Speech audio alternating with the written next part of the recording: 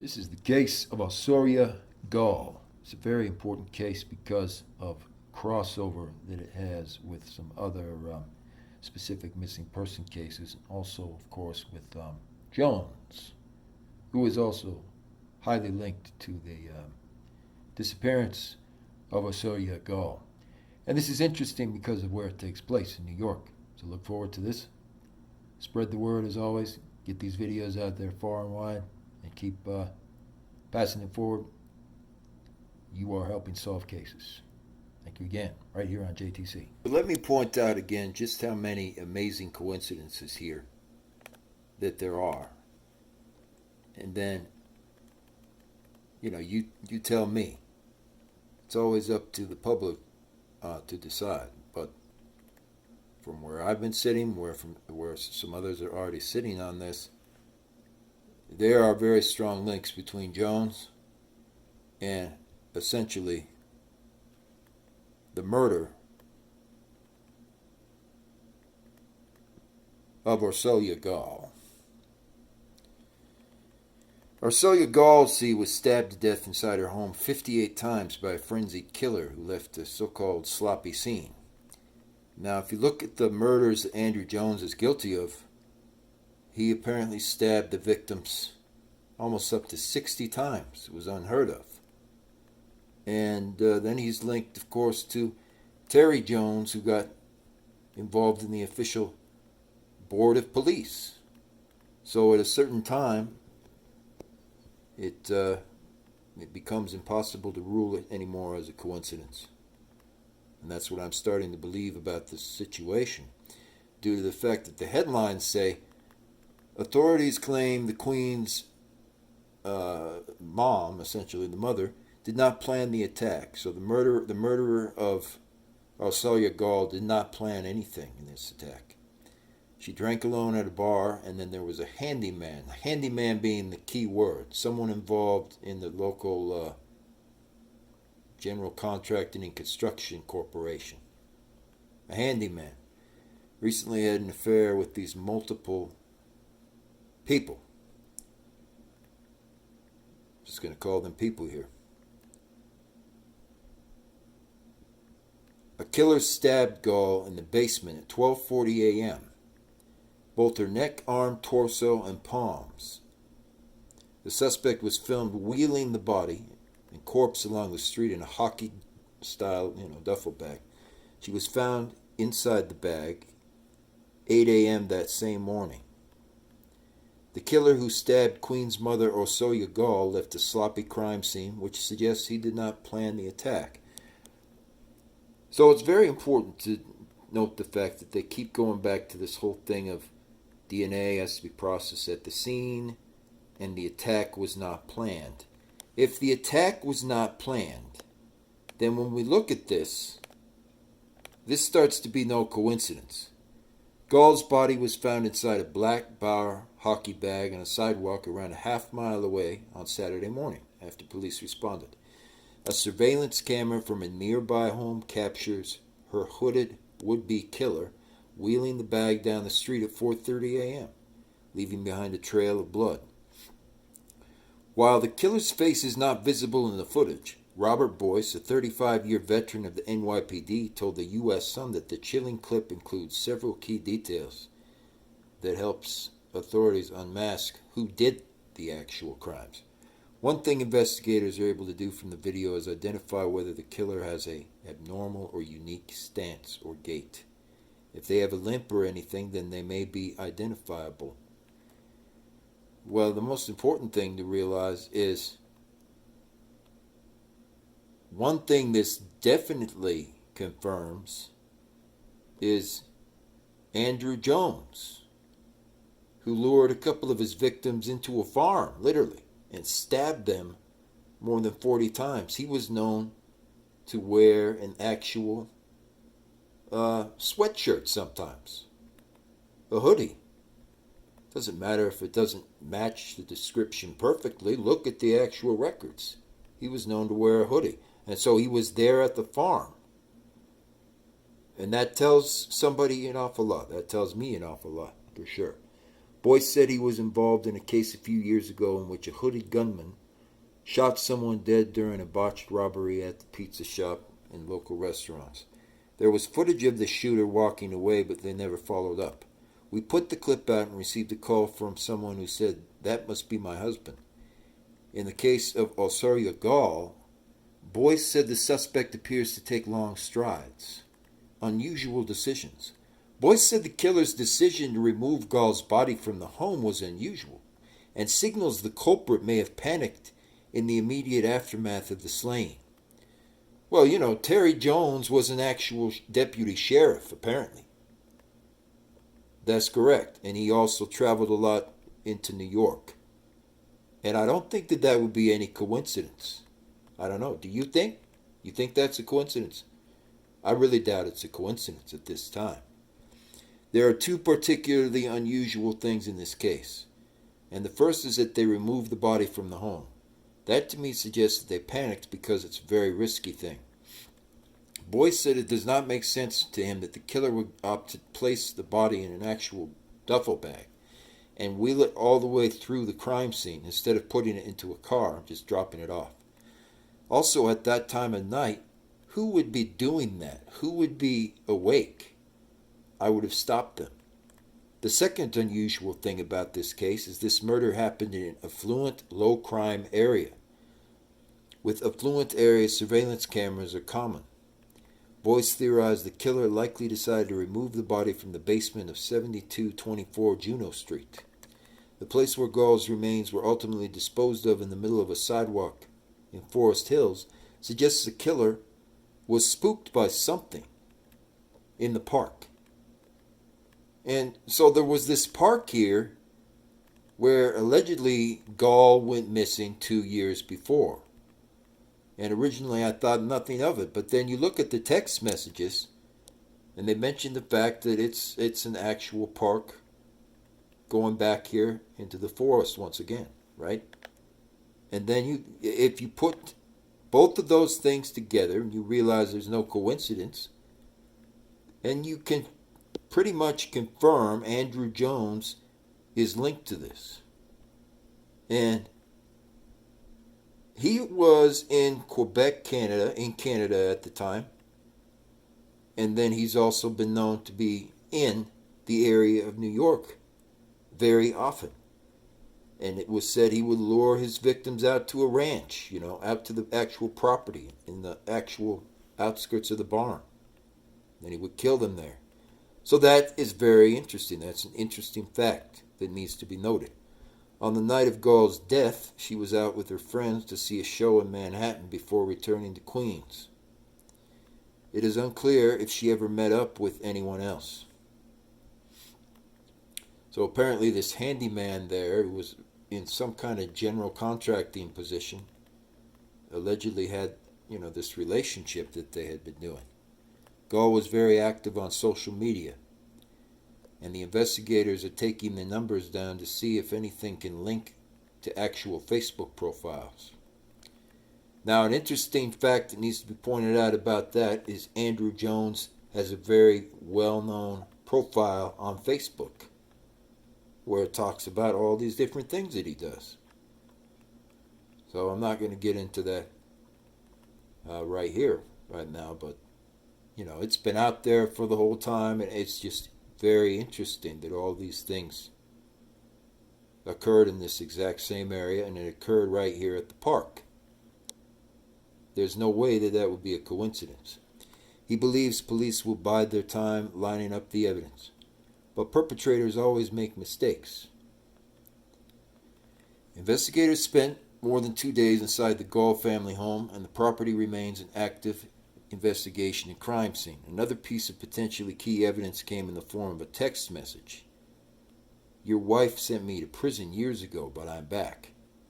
The author of the message in the text threatened to kill the entire family and burn the area down if he contacted the police. No suspects were identified. Gaal's youngest son was home, but was ruled out. So, and apparently Terry Jones and also Andrew Jones really enjoyed this specific area. I mean, you just cannot make this up. They liked to vacation in this area, and they liked to go after the young and vulnerable. And that to me indicates children, for sure. And so when you see that, just at a certain point, there's no more coincidence. Thank you.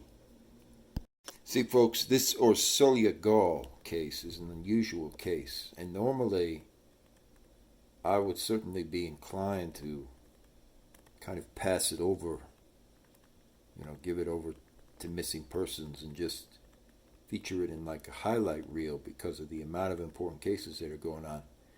But this is very, very different.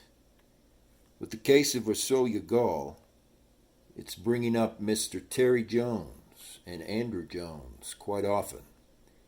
And ironically enough, Andrew Jones is of course related directly to Clark Jones, which became no surprise. Andrew Jones lured Mr. O'Leary to the Kincohead Farm in Swimford. It's kind of a very strange name. They have that in Canada, and they also have it in New York. That's correct, New York. The same area where Orsolya Gaal disappears. He used his wife's secret phone to text him asking for a C.W. Titch screen name. But when he arrived at the actual farm, Andrew Jones shot him in the chest with the .22 Colt rifle right then. Jones then took Mr. O'Leary's car to a river deliberately and tried to make it look like he just fell in and drowned. He then rode his bike back to the farm before taking O'Leary's body to the builder's yard adjacent to his home. So like he took it directly next door, folks. And you couldn't make anything like this up. This is very interesting. So he decides to take her body directly next door. This is essentially in the same area. One of the areas where Gaal, Orsolya Gaal, who's been featured in this video here, traveled quite often. So he was shocked and disappointed after he found the text messages. Jurors were told O'Leary decided to have the affair in 2019. Mr. O'Leary was reported missing after he failed to return home from work.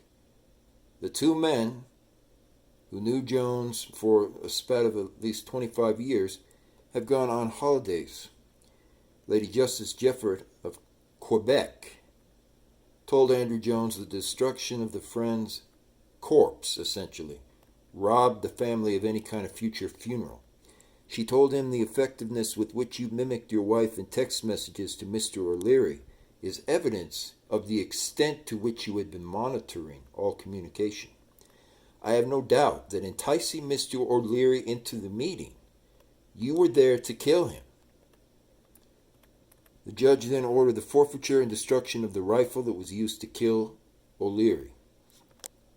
In a victim impact statement, Mr. O'Leary's eldest son, Wayne, told Andrew Jones, who ran a construction firm around that time, that on the 27th of January, I became a man without a father and you became a cold-blooded killer. He added, we as a family see his workers driving around and they pass the house to see something splashed on the van. They think nothing of it, and then what comes up? Even with the rebranding of your company, I seem to see the same issue occurs once again. Mr. O'Leary's sister, Catherine, said he worshipped our mother. On my wedding day, he gave me away. He had always been the father figure, as my mother was a single mother. He was the rock and the bedrock in the whole family. Mr. O'Leary's wife, Sion, said in 2019 he had been trying for a whole year to find out the truth. But I know Mike loved me, and that gives me great comfort, he says. We were trying to overcome some things, but my luck would run out, as it did in January. So, it's quite a story. And Terry Jones, of course, was the sheriff. That's right, of one of these counties at the time. So there he is, Andrew Jones, age 53, of Brownett Road, Carmarthen, who killed Michael O'Leary. Now this is interesting because it links directly, of course, to Orsolya Gaal. Orsolya Gaal, Queen's mother went missing 2 years ago. Interestingly enough, was reported and then mysteriously returned. According to the New York Post, the husband at the time, Howard Klein, contacted 911 about the missing person incident that occurred on May 29th, 2020. Nothing came of it. Queen's mother, Orsolya Gaal, has gone missing 2 years ago and was reported by her husband before she was brutally murdered again, and is now officially been found inside of a duffel bag, police sources reveal. Gaal went missing after going to a party 2 years ago. And interestingly enough, the area she went missing in is near yet another hiking trail on top of that. The former handyman, who is a person of interest in Gaal's homicide, allegedly knows where the spare key of the family used to be kept for the ranch. Gaal has been killed brutally, but a lot of dark things are coming out about her life as police continue to investigate. According to the sources quoted by media, Gaal went missing 2 years ago in this exact same backwoods area. According to the Post, Gaal's husband Howard Klein contacted 911 after 7 a.m. on May 29, 2020, and reported this incident. Police were about to launch a hunt, and they phoned about a half hour later to say that Gaal had been found. This time, as well, just like this very recent time, Gaal was not in touch with anyone before she disappeared. And now, of course, she's been murdered. Gaal began her day early Friday in the backyard of the Juneau Street home and then proceeded to Manhattan's Lincoln Center. So, she had been in this area several times before. And that's very interesting, intriguing, to say the least. It is not known what happened after that. Hours later, she was found inside a duffel bag, dumped right outside Metropolitan Avenue. Gaal suffered 60 stabbing wounds, with knife wounds to her neck, torso, left arm, and hand, and what appear to be defensive wounds. Preliminary investigations reveal that Gaal knew her killer and probably had been spoken to before. Police believe that the person knew everything that there is to know about Orsolya Gaal. Well,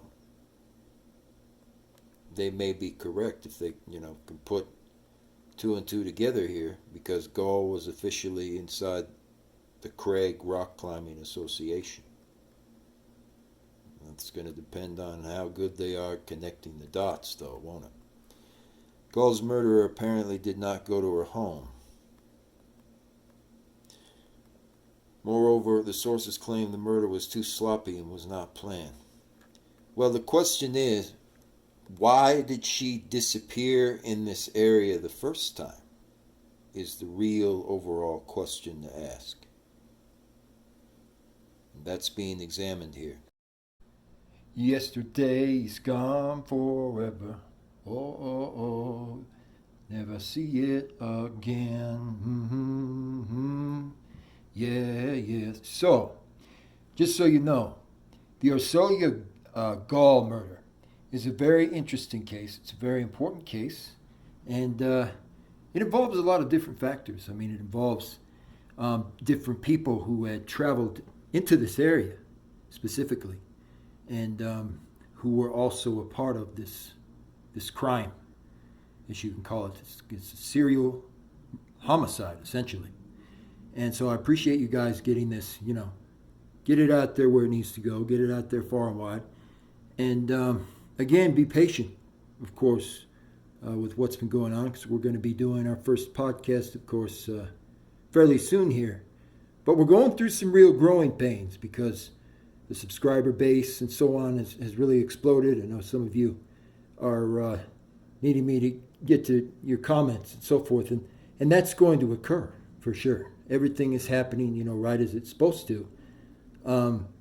But just know, there are growing pains. We're getting things set up for being able to have things partly monetized, because I really desire this as far as true crime as a true crime genre to be out there on a widespread basis, just for you guys. But don't be surprised that there's going to be a little bit of turbulence along the way, because this is going to be a bit unusual. And as we grow outward and we explode up, there's going to be certain places where you're going to be fairly shocked, because this channel is going to blow up the way you might see the Grizzly channel that's out there, for example. It's going to be quite surprising and shocking as well, because it will shock and surprise me. So I've gotten things really prepared for that. But just know I'm getting to everyone's comments as much as possible.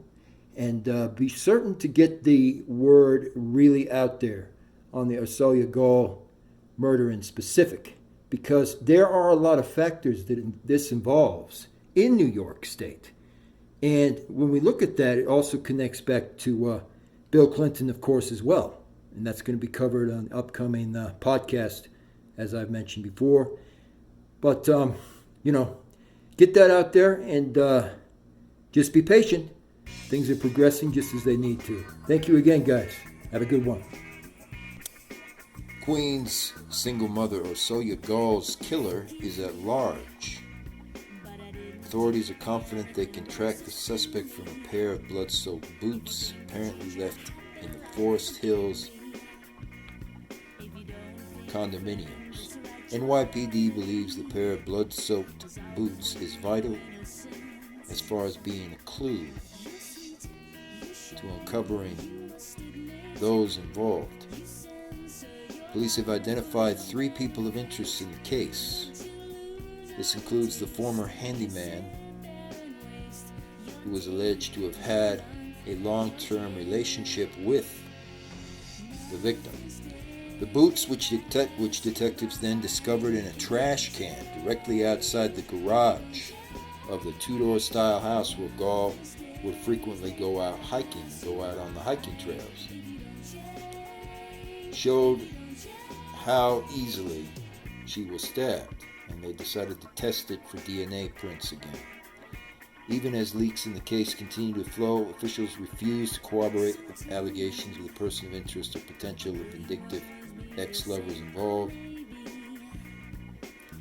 Investigators examined whether the cell phone pings in the 3 persons of interest in the case were in any way near the home or address during the murder. And this is very important to make note of this fact, because when you think about it, why in the world does Andrew Jones on both Instagram and Facebook and somewhere else too have his profile, talking about this area, talking about New York and talking about Forest Hills and talking about going out and hiking and so on. And then he also talks all about Quebec and so forth. I would refuse to believe that is any kind of coincidence at that point. And what is the deal with the fact that Orsolya Gaal essentially is killed in this area that's right behind the condominium buildings? There's like a large forest park or something, which is unusual to see a park that's that size, be right directly behind somebody's home.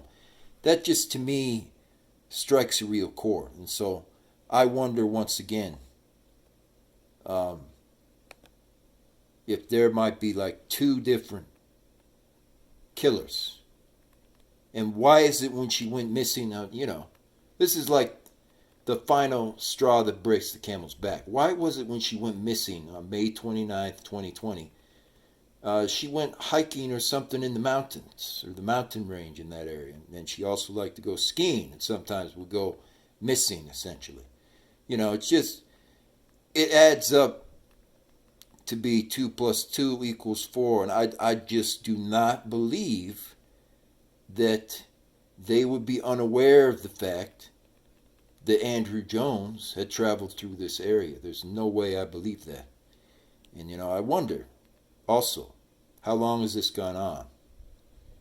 Let's get this case out there far and wide. We need to get a lot more eyes and attention on this case.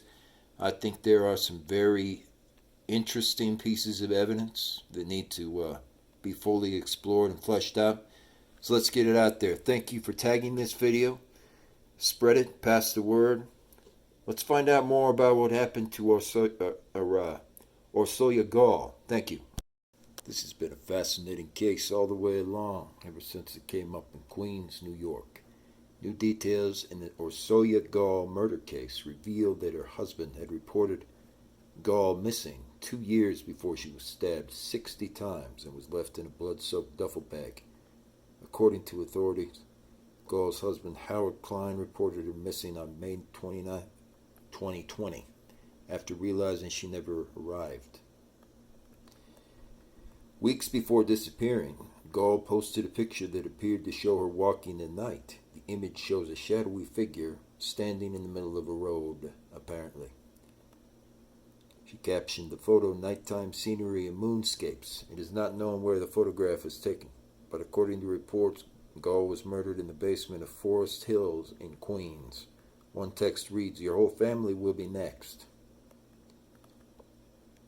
So this is interesting, of course. Definitely a good case to truly get some relevant details from. Because Gaal, at the same time she was reported missing, at the exact same time she was reported missing, is a member of the Craig Rock Climbing Association. That's correct. And so all I wanted to point out about that, folks, is once again there was something strange occurring at Forest Hills, where Orsolya Gaal essentially disappeared. There was people connected, to Jones, of course, who would sometimes go to this area. There was somebody who was running around in this actual neighborhood.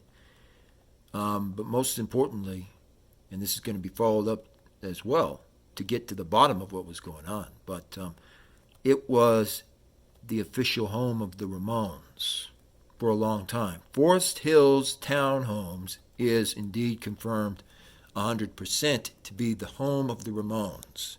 And that's where the Forest Hills School and the Long Island School in New York, came out of.